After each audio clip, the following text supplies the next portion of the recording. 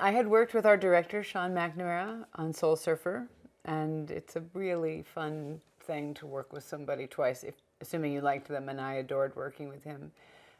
So I think he probably called me, and I read the story, and then one step at a time got to know these two sets of beautiful people.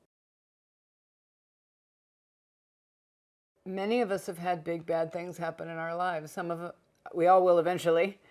Some of us earlier than others, and sometimes in the sort of conspicuous, epic way that it happened to this group of people. But I certainly felt like this was, it's so easy to say an inspiring story, but it I think provides fellowship to those of us who have been through something really big and really hard.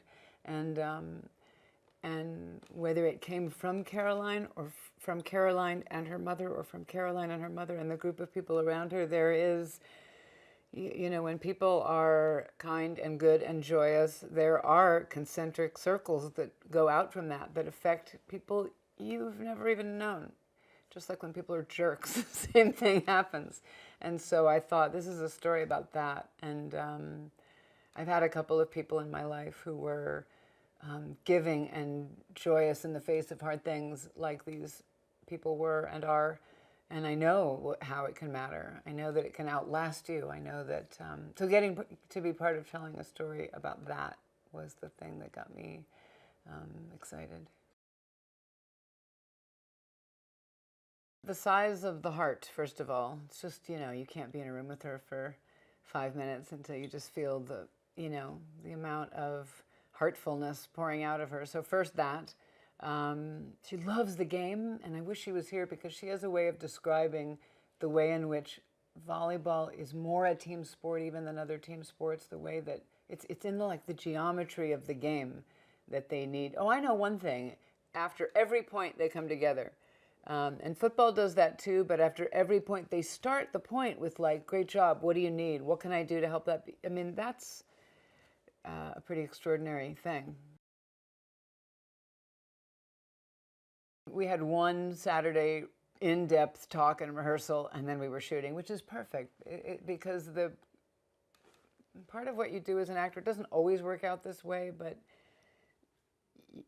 I don't think we even think about it, but you kind of try to replicate the relationship in the off-screen relationship. So he and I, we have one encounter on the court, which is sort of awkward, and then we finally are really honest with each other. And so, off camera, we had one rehearsal and one in-depth talk.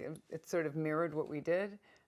He's a super smart guy and smart about people and smart about human nature, noticed things about the story. We can't really know what the interior of these people's lives were. We have to create this other thing called this character named Brez and this character named Ernie. I mean, most of the work is to make it your own so that it does feel, that's the funny trick about acting, is if I make it very personal and specific to me, you, whose life is totally different, will feel like I'm mirroring your experience. That's just the weird card trick of acting. So mostly I'm trying, I'm using my own experience and things that I want and have lost and have loved to fill out the part. And these are living, breathing things with, these are living, breathing people with long lives ahead of them, and I certainly, all of us, wanted to support their healing. I've heard the people closest to her talk about her. I've seen videotape footage of her dancing her way across the court, including in the other team's side of the net. So there's a lot of evidence to support that she had a real burning engine of joy that emanated from her. I have a phrase that I used for a movie I wrote and directed, which is love the world anyway. So I sort of felt like that was the message that my version of Brez was trying to give to these girls.